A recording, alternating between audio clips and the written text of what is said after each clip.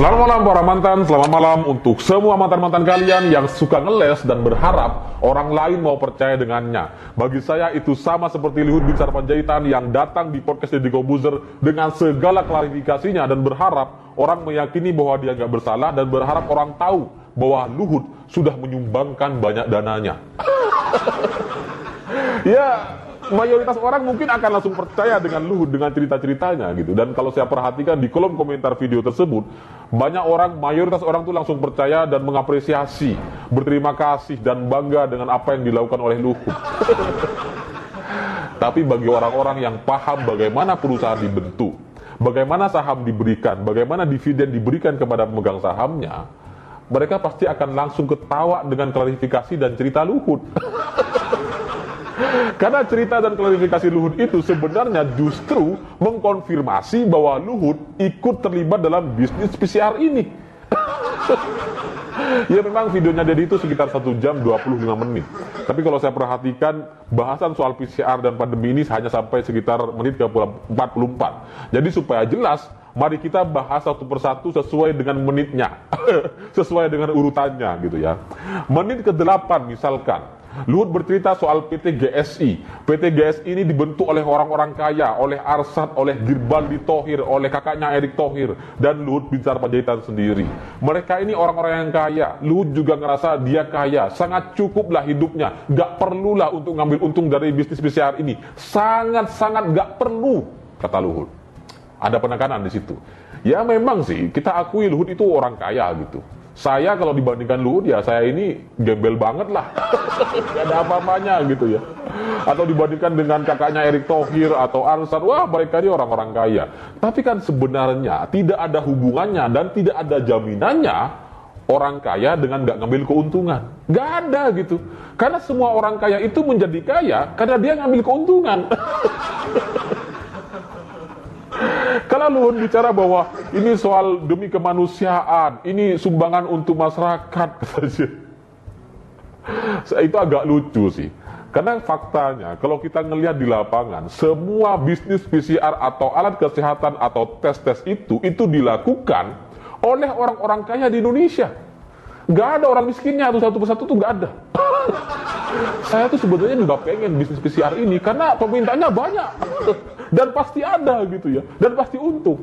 Tapi kan saya ini bukan orang kaya, nggak punya dana yang besar, karena syarat untuk punya laboratorium atau punya bisnis PCR ini ada minimal 3. Dia punya pendanaan yang sangat besar, dia punya jaringan yang sangat bagus, dan dia punya legalitas yang aman sehingga itu menjamin perusahaannya itu bisa terus berlanjut selama pandemi ini. Itu syarat-syaratnya gitu. Makanya Luhut diajak di situ untuk memastikan perusahaannya ini tetap running, tetap jalan. Kalau Luhut bilang bahwa orang kaya itu nggak perlu lah ngambil keuntungan, kenapa yang bisnis PCR semuanya orang-orang kaya? Kenapa nggak dikasih ke saya? Ya nggak bisa lah, saya ini levelnya ya tukang cukur, bukan, nyinggung gitu ya. Saya ini levelnya ya jualan masker paling mentok gitu ya. Yang nggak perlu legalitas, yang nggak perlu modal besar gitu, dan aman bisa dijual kemana aja. Karena faktanya tes PCR ini itu kan nggak ada persaingan harga, harganya tuh relatif sama, stabil, mahal semuanya. Dan bahkan ketika ada persaingan harga di bulan Juni 2021 kalau nggak salah, itu viral beritanya gitu ya. Karena kan udah kayak counter HP tuh labnya gitu ya, bersebelahan. Sebelahnya 90.000, satunya 95.000, saingan harga gitu. Nah ketika ada persaingan harga kayak gini, langsung muncul aturan dari pemerintah beberapa hari setelahnya bahwa alat tes atau laboratorium yang diakui oleh pemerintah untuk syarat administrasi perjalanan itu nggak semua orang bisa buka, hanya kepada laboratorium yang sudah kerjasama dengan Kementerian Kesehatan. Dibatasi gitu. Ketika ada persaingan harga langsung ditutup, dibatasi. Jadi ini bisnis sangat tertutup sekali gitu ya. Ya bayangkan aja, sehari 100.000 tes misalkan, udah berapa juta itu? Kalau kalikan 1 juta satu tesnya, banyak banget gitu. Apalagi laboratorium yang dibangun oleh Luhut ini katanya satu harinya itu bisa menampung 5.000 tes. Kalau dia punya 4 lab, itu artinya sehari bisa 20.000 tes. 20.000 kali sejuta, susah kita ngitungnya. Kalkulator kita tuh nggak bisa ngitung. Selain itu, di menit ke-10 misalkan, lanjut ya. Luhut ini kan bercerita bahwa dia meminta perusahaannya, ponakannya gitu ya. Ya, Luhut ini kan punya perusahaan Toba Sejahtera dan Toba Energi. Dua perusahaan inilah yang kemudian memberikan dana kepada PT GSI gitu ya. Ya, perusahaan-perusahaan ini dikendalikan oleh ponakan Luhut. Dia merasa bahwa dia sudah menyumbang dana dari perusahaannya untuk PT GSI. Padahal itu nggak nyumbang, itu modal. Modal kok dianggap sumbangan, gimana? Karena setiap modal yang disumbangkan itu akan dikonversi dalam bentuk saham, saham kepemilikan perusahaan. Dan Luhut juga bercerita bahwa semua keuntungannya, 50%, 51% keuntungan itu diiri investasi lagi, dibelikan alat-alat baru lagi untuk supaya perusahaan ini bisa running bagus keuangannya. Ini kan pengakuan yang sangat hebat gitu ya, sangat transparan. Ini kan artinya usaha PT GSI ini untungnya tuh banyak banget sampai bisa reinvestasi lagi. Kalau Luhut bilang bahwa dia nggak ngambil keuntungan, silahkan diaudit, silahkan diperiksa, dia nggak terima dividen. Ya iyalah. Mana ada perusahaan yang baru dibentuk setahun, 2 tahun langsung bisa kasih dividen kepada pemegang sahamnya? Nggak ada. Ini tuh bukan bisnis gorengan. Yang pagi digoreng, sore udah dapat untung. Nggak bisa kayak gitu. Ini tuh bisnis jangka panjang. Dikonversi dalam bentuk saham. Jadi ketika Luhut sudah mengkonfirmasi bahwa ada keuntungan yang sangat besar gitu ya. Karena kan 51% keuntungan ini sampai bisa untuk beli alat-alat lagi, direinvestasi lagi. Itu jelas cari untung namanya gitu. Memang sekarang mungkin kalau diaudit nggak ada. Kekayaan Luhut nggak ada dari ini. Tapi nanti setelah pandemi ini selesai atau 5-4 tahun lagi misalkan, atau nanti sudah nggak ada pandemi lagi. Pertanyaannya, perusahaan ini itu untuk siapa? Untuk kebaikannya siapa? Pasti untuk Luhut lah. Sahamnya, valuasi sahamnya jadi naik, jadi lebih mahal dari dibandingkan dengan ketika awal dia dibentuk. Itu artinya apa? Luhut dapat keuntungan dari pembentukan usaha ini. Kok yang bisa dia ngerasa bahwa saya nggak ngambil keuntungan? Pede banget gitu ya. Saya geli lihatnya gitu. Keuntungan, jadi ibaratnya tuh ibarat orang yang miara sapi lah. Sapi dari mulai bayi gitu, baru lahir, dipelihara sampai besar. Setelah besar, baru dipotong, baru dijual sahamnya. Ini transaksi, inilah fakta soal saham dan perusahaan sesuai hitung-hitungannya gitu. Ya Luhut memang secara cash mungkin nggak ada dia keuntungannya. Tapi kan perusahaannya terus berkembang. Valuasi perusahaannya terus naik gitu harganya. Itu apa kalau bukan keuntungan namanya? Ada gitu ya. Inilah yang disebut sebagai investasi jangka panjang. Memang nggak semua orang paham gitu. Sekarang kalau secara cash Luhut nggak ada untungnya, tapi nanti 5 tahun atau 10 tahun lagi ya besar perusahaan ini. Lalu kemudian di menit ke-13 misalkan, Luhut bilang bahwa dia memberikan bantuan katanya. Dia menelpon teman-teman dari luar negeri yang kemudian menyumbangkan banyak dananya, sekitar 60 miliar kata Luhut. Itu sudah bisa menyelamatkan berapa nyawa. Lalu seolah-olah Luhut ini merasa dia ini berjasa sekali untuk Indonesia. Ini patut dibedakan gitu ya, antara Luhut sebagai pribadi dengan Luhut sebagai Menteri Indonesia. Ini perlu dibedakan karena kayaknya Luhut ini nggak bisa membedakan. Bahkan antara sumbangan dan pendanaan dia kayaknya juga nggak bisa bedain gitu. Karena orang-orang luar negeri yang memberikan sumbangan kepada Indonesia, itu mereka menyumbang kepada Indonesia, bukan kepada Luhut pribadi. Dan Luhut minta sumbangan kepada mereka itu atas nama siapa? Atas nama menteri di Indonesia. Makanya mereka mau bantu. Kalau saya yang nelpon ke teman saya gitu, ya nggak bisa. Gitu. Kalaupun bisa susah jalannya, susah masuknya. Masih cukai lah, lain-lain gitu kan. Jadi bantuan kepada Indonesia itu yang harus dilihat itu keseluruhannya. Nama Indonesia sejak zaman berdirinya, dari mulai Bung Karno sampai Pak Jokowi. Jadi orang-orang luar negeri itu bukan datang membantu Luhut, tapi membantu bangsa Indonesia. Donasinya untuk bangsa Indonesia. Tapi ini kemudian diklaim atas sumbangan dari Luhut. Seolah-olah donasinya dari Luhut. Dan Luhut juga secara terbuka katanya dia nggak takutlah diaudit dan sebagainya. Tapi ingat ya, mari kita deal-dealan katanya. Silahkan kamu audit. Tapi kalau kamu sampai nggak ketemu masalahnya, saya tumbuk kamu. Ini menteri apa preman sebenarnya gitu ya. Ya karena kalau ada ancaman kayak gini, orang takut mau ngaudit. Tapi misalkan KPK mau periksa Luhut, awas ya kalau sampai nggak ada, saya tumbuk kamu.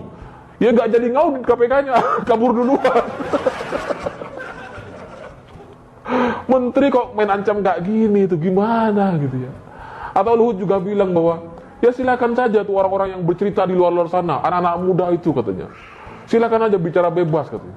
Tapi ingat ya, sampai saya terbukti nggak bersalah, saya tumbuk kalian. Gimana kalau saya nanti iseng tiba-tiba cek atau audit mereka-mereka ini? Ini sih maunya apa lu? Kok semua orang mau diajak berantem gitu ya? Ya karena kalau kemudian dia mengancam orang, misalkan saya bikin konten kayak gini, nanti kemudian dia mengancam, mau ngaudit saya, siapa jaringannya, siapa orang ini? Ya silakan aja gitu, supaya semakin dia tahu, supaya sama-sama tahu bahwa di Indonesia ini yang berani gak cuma dia. Jangan mentang-mentang militer, jangan mentang-mentang menteri, kemudian jadi semena-mena kayak gini, ngancam-ngancam orang. Apa ini gitu? Emosi saya jadinya. Lalu kemudian dia ditanya juga, kenapa bukan yayasan? Katanya, kenapa butuhnya perusahaan? Ya supaya, kata dia, supaya ini ada tetap jalan. Karena kalau yayasan itu terus kasih uang terus tanpa jalan gitu, butuh modal terus. Tapi kalau bisnis, kalau perusahaan PT, dia bisa running, bisa hidup gitu, bisa cukup lama jalannya. Jadi dia nggak perlu ngasih lagi. Ya inilah bedanya antara sumbangan dengan ngasih modal, itu beda. Kalau sumbangan itu ya melalui yayasan, itu sumbangan tuh. Tapi kalau ngasih modal, itu kepentingannya bisnis. Tapi Luhut kayak nggak nyadar atau kayak ngerasa nggak bersalah gitu ya. Dia ngerasa tetap nyumbang katanya. Padahal kepentingannya bisnis itu. Lalu kemudian Denny di menit ke-16, Denny ini bertanya, kenapa baru sekarang dipermasalahkan? Kenapa nama Luhut ini baru sekarang disebut-sebut gitu ya? Ya coba saya mau jawab juga Deddy Kobuzer ini. Kenapa baru sekarang disebut-sebut? Ya karena pas momentumnya. Kalau dulu orang mungkin nggak terlalu mempermasalahkan karena PCR test dan sebagainya itu memang dibutuhkan oleh masyarakat Indonesia waktu itu di awal-awal pandemi sampai beberapa bulan yang lalu. Tapi sekarang, di tengah orang-orang yang sudah hidup normal, di tengah orang-orang yang sudah 120 juta orang sudah divaksin, tapi kemudian Luhut masih sibuk dengan tes PCR, ini kan tanda tanya. Makanya kemudian dibongkarlah perusahaan ini. Dan saya sangat yakin yang membongkar perusahaan ini, itu bukan orang kaleng-kaleng, itu pasti juga pejabat bagian dari lingkaran istana. Pasti salah satu loyalis Pak Jokowi juga gitu. Supaya dihentikan bisnis PCR ini gitu. Itulah kenapa kemudian kemarin sempat dicabut aturan PCR-nya. Kalau ditanya baru sekarang ya karena baru pas momentumnya gitu. Orang baru melihat ada kesalahannya. Orang kesel sekali dengan aturan-aturan ini. Itu faktanya gitu. Kemudian di menit ke-42 misalkan, Luhut juga bercerita bahwa varian Delta AY42 itu katanya 15% lebih cepat menyebar. Ya mungkin memang seperti itu faktanya gitu. Tapi apakah itu mematikan? Enggak sama sekali. Karena menyebar dan mematikan itu dua hal yang sangat berbeda sama sekali. Kalau Luhut bilang varian ini sudah sampai di Malaysia dan kita harus antisipasi sehingga kita hanya harus melakukan tes PCR dan sebagainya, ya itu nggak masuk akal bagi saya gitu. Karena varian virus itu sama seperti mobil lah misalkan. Mobil itu kan setiap 5 tahun ada varian facelift-nya. Tapi kalau dilihat mesinnya sama, teknologinya hampir sama, cuma ada beberapa bagian yang memang berbeda. Itulah varian. Dan soal corona ini sebenarnya kan sudah sangat banyak variannya. Mari saya bacakan, saya absen aja gitu ya supaya jelas. Ada varian alpha, beta, delta, epsilon, zeta, eta, theta, lota, kappa, dan kemudian yang terbaru delta AY42. Kalau kita kemudian ditakut-takuti dengan varian-varian ini, ya nggak selesai-selesai gitu. Dari 11 varian yang sudah ada sebelumnya, yang sudah dikabarkan, kan banyak tuh, wah ini varian lebih cepat menyebar, wah ini lebih mematikan, wah ini lebih menakutkan dan sebagainya. Tapi faktanya kan nggak ada, omong kosong semua, itu propaganda media. Propaganda media. Nggak ada gitu. Mana coba di Indonesia yang kemudian ada kematian tinggi? Nggak ada. Varian-variannya katanya sudah sampai ke Jogja, ke Jateng dan sebagainya. Varian Delta tuh terutama. Kan nggak ada, itu cuma omong kosong belaka. Jadi kalau kemudian Luhut nakut-nakutin dengan bilang ini ada varian Delta AY42, susah banget namanya gitu. Ya itu omong kosong lah. Kalau dia bilang bahwa kita terancam Natal dan Tahun Baru kalau kita ini nggak disiplin, kalau kita ini nggak taat protokol, kita ini bisa terancam gelombang ketiga, bisa terjadi kematian yang tinggi lagi seperti sebelum-sebelumnya. Itu juga pernyataan yang sangat lucu. Karena sejak 5 bulan yang lalu, kalau Luhut mau kunjungan ke daerah, kalau kita mau lihat di daerah-daerah gitu ya, Pak Jokowi sih sudah sering ke daerah, sudah sering belusukan, sudah ke Papua, dan banyak terjadi kerumunan di mana-mana gitu ya. Kalau kita mau lihat, mau jujur, di Jakarta lah, kemarin saya baru dari Jakarta gitu ya. Kalau lihat orang-orang di pinggir-pinggir jalan, udah banyak yang nggak protokol kesehatan, yang pakai maskernya cuma di dagu, bahkan banyak orang yang nggak pakai masker. Jadi, kalau memang virus ini sangat berbahaya atau kemudian kita harus hati-hati, mestinya sejak 2 bulan lalu, ini penyebarannya udah banyak dan banyak yang memakan korban. Tapi faktanya kan nggak ada. Kasusnya turun, hampir nggak ada kematian. Ya ada lah, tapi sedikit banget lah. Ini menunjukkan apa? Masyarakat Indonesia sudah lebih kebal.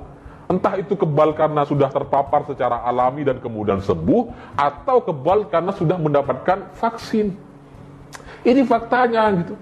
Jadi kalau kemudian Luhut juga membandingkan dengan Singapura di menit ke-45 kalau nggak salah.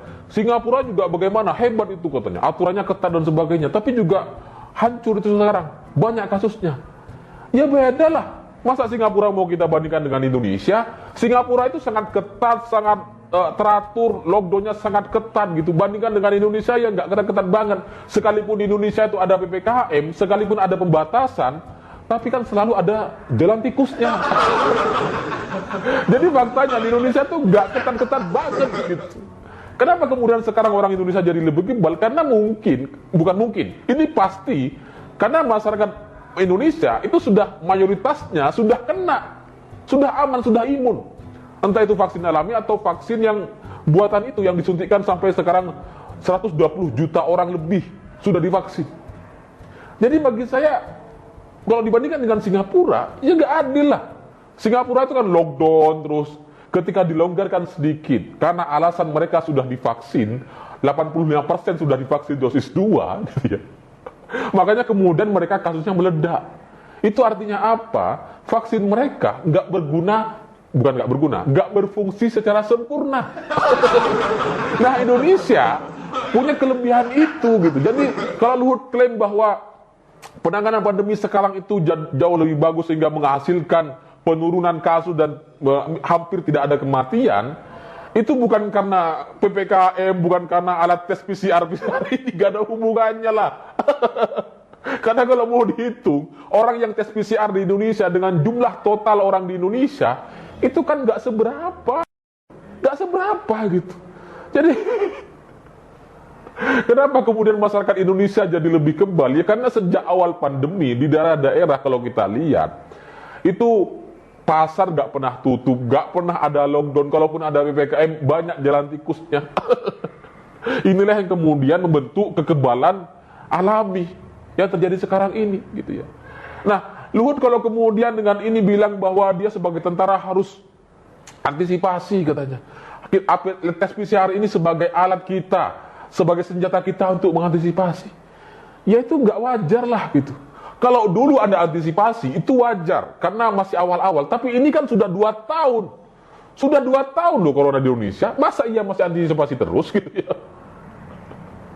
Dan kalau Luhut mengklaim di menit ke-45 kalau nggak salah, ini tuh corona belum ada obatnya, belum ada yang 100% bisa menyembuhkan. Ya dia sih nggak baca data gitu. Mungkin memang nggak ada obatnya, tapi dari 4.250.000 kasus di Indonesia, 4.100.000-nya itu sembuh. Sembuh loh masyarakat Indonesia. Lalu pertanyaannya, ini sembuh karena apa? Kenapa kemudian kita ditakut-takutin dengan persentase yang 11% itu? Kalau kematiannya nggak nyampe 11%, sekian persen lah, kecil sekali gitu. Memang mungkin nggak ada obat yang sepenuhnya bisa 100%. Tapi pertanyaannya, di dunia ini, apa ada penyakit yang bisa disembuhkan dengan obat sampai 100%? Nggak ada. Jadi nggak bisa itu kemudian dijadikan alasan untuk melakukan tes PCR lagi, PPKM lagi. Omong kosong lah. Loh, Pak Jokowi sudah instruksikan agar di Papua misalkan PON harus ada penontonnya. Kemudian besok di WSBK di Mandalika harus ada penontonnya. Ini kan nggak sesuai dengan Luhut yang terus nakut-nakutin.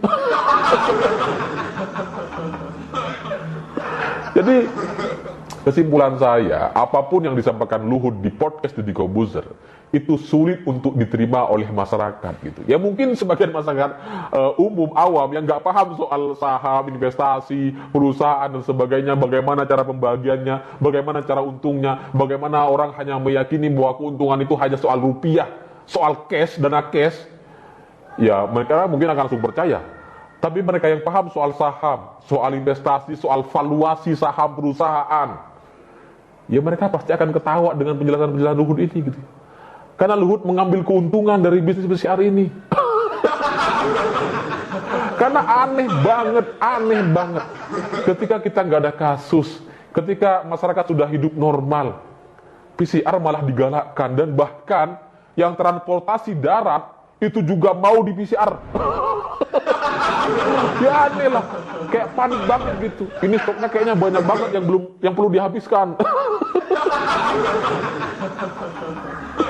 Ya bagaimanapun kalau Deddy dan Luhut juga bicara soal dulu sempat ada dalam sehari 1.000 kematian dan seterusnya, itu benar.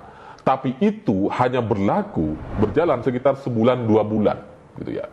Dan kalau kita perhatikan di seluruh dunia, negara-negara yang sangat ketat seperti Singapura yang nggak melonggarkan sama sekali, mereka pasti akan mengalami lonjakan kasus.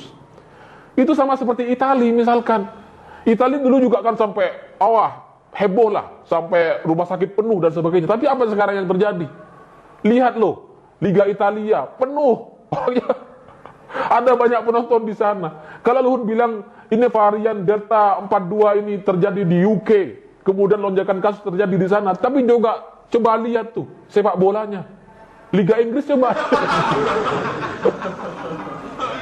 Apakah gak ada penontonnya? Banyak. Apakah gak ada penontonnya? Dan penontonnya pakai masker semua? Enggak. Gak ada protokol kesehatan, gak ada yang jaga jarak. Omong kosong semua ketakutan ini. Kalau mereka diklaim mereka sudah divaksin, ya kita juga divaksin kok. 120 juta orang lebih sudah divaksin. Jadi ngapain masih ditakut-takutin sama PCR? Kalau bukan karena alasan bisnis. Alasan untuk mengembangkan dan membesarkan perusahaan. Apa gitu? Kalau para pembela Luhut atau pembela Erick Thohir di luar sana yang mengklaim bahwa ya Luhut dan Erick ini cuma 4 laboratorium, sementara grup JK, Bosowa itu 40 laboratorium. Ya, itu benar memang gitu. Tapi bagaimanapun Luhut dan Erick ini kan menteri. Sementara JK sekarang sudah bukan wakil presiden, bukan menteri, bukan pejabat di Indonesia. Jadi bisnisnya, wajar aja bisnis gitu. Jadi kalau Luhut dan Erick mau untuk berbisnis PCR seperti ini, ya keluar aja dari menteri, gak usah jadi menteri. Jadi aja pengusaha, silahkan cari keuntungan dari bisnis pandemi ini seperti Bosowa dan kawan-kawannya. Itu faktanya gitu. Jadi ini sangat mengecewakan sekali gitu. Untuk sekelas menteri sampai ngancam-ngancam, bersedia diaudit tapi mau ditumbuk. Ya, saya berharap tim redaksi TV tidak men-take down video ini, gitu ya. Karena saya juga cukup khawatir gitu. Ya terserahlah. Luhut kalau setelah ini mau mengerahkan anak buahnya, mau mencari saya, mau mencari siapa saya dan sebagainya, ya terserah aja. biar tahu sama tahu sekalian gitu kan. Biar tahu bahwa di negeri ini bukan cuma Anda isinya, bukan cuma Luhut dan kawan-kawannya, bukan. Ada banyak. Negeri ini merah putih milik kita bersama, milik orang-orang jelata seperti saya.